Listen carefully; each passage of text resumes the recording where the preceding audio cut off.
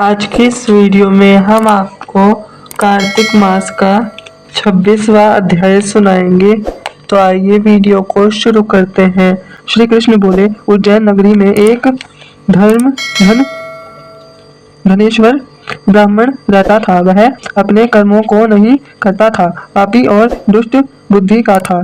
वह रस, कंबल, चमड़े का व्यापार करता था और झूठ बोलता, चोरी, वेश्यागमन, सुरापान आदि करता था और इसी से वह दुखी रहता था।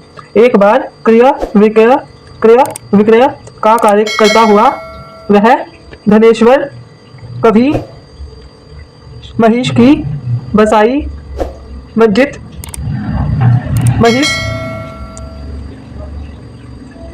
महेशमतीपुरी में पहुंचा, जो पवित्र नर्मदा नदी जिसकी परिखा थी। वहां धनेश्वर ने कार्तिक स्नान करने वालों को देख एक महीना निवास किया।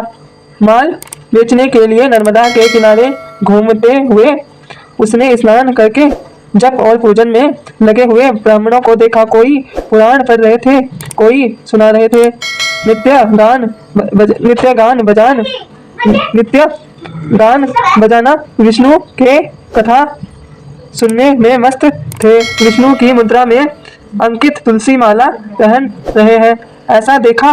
नित्य वहां घूमता, वैष्णव के दर्शन और भाषण सुनता उसे विष्णु के नाम का बोध हुआ। इस प्रकार महीने भर ठहरकर उसने कार्तिक के उद्यापन की विधि को, भक्ति रहित भगवान के जागरण को देखा।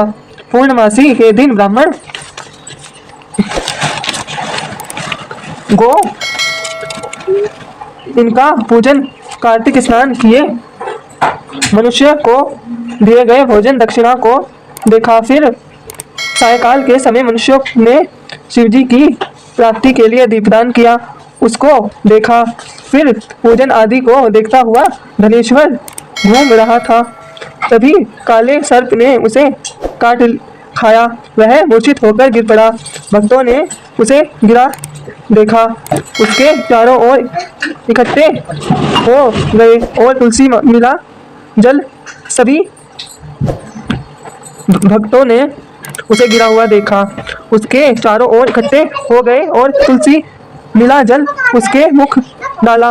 यम के दूत उस मरे हुए को बांधकर कोढ़े से मारते हुए यमराज की भयमयी पुरी को ले गए।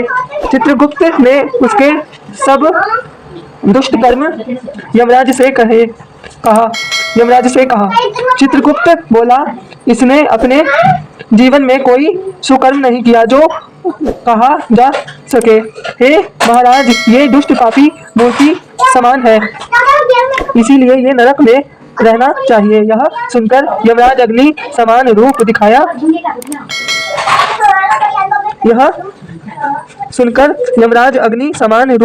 दिखाता हुआ अपने दूतों को क्रोध से आज्ञा दी, दे प्रेतपतियों, इसको मुजगरों से मारते मारते कुंभी पाक नरक में डाल दो। इसके डालने से अग्नि शीतल हो गई, जैसे पहले प्रहलाद को डालने से शीतल अग्नि हो गई थी।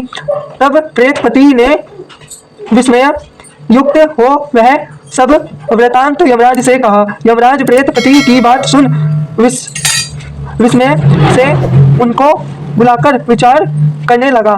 तभी वहां नारद जी पहुंच गए। यमराज ने उनका पूजन किया।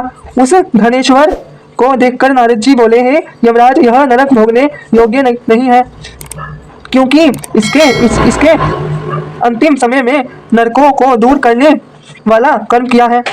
इस धनेश्वर ने अनगिनत कार्तिक व्रतियों का सत्संग किया है। इसमें पुण्य का छठा अंश है। इस श्री कृष्ण बोले। यह कहकर जब नारद जी चले गए तब उसके पुण्य मालूम होने पर यमराज ने दूत के द्वारा उस धनेश्वर को सब नरक दिखाने के लिए कहा। तो यहाँ पर ये 26वां अध्याय पूरा हो चुका है। कल हम आपको 27वां अध्याय सुनाएंगे, तो आप दर्शन कर लीजिए और कथा सुनते वक्त अपने हाथ में तुलसी का पत्ते जरूर रखें और यहाँ पर भगवान जी के चरणों में समर्पित कर दें। अब आरती कर लेते हैं। श्रीमन नारायण श्रीमन नारायण श्रीमन नारायण श्रीमन नारायण। इसके बाद जी श्रीमन नारायण श्रीमन नारायण श्रीमन नारायण श्रीमन नारायण श्रीमन नारायण श्रीमन नारायण श्रीमन नारायण श्रीमन नारायण श्रीमन नारायण। तुलसी माता की आरती कर लेते हैं। श्रीमन नारायण श्रीमन नारायण श्रीमन नारायण श्रीमन नारायण श्रीमन नारायण। और इस जल को हम थोड़ा सा तुलसी जी में डाल लेते हैं। श्रीमन नारायण श्रीमन नारायण श्रीमन नारायण। वीडियो पसंद आए तो लाइक करें, शेयर करें, चैनल को सब्सक्राइब करना ना भूलें। कल मिलेंगे आपको 27वें अध्याय के साथ। आप सभी को राधे राधे, हरे कृष्णा, जय माता दी, जय श्रीमन नारायण। यहाँ पर हमने घंटी भी बजा दी है। आपको नई सारी होगी तो आप नोट दीजिएगा।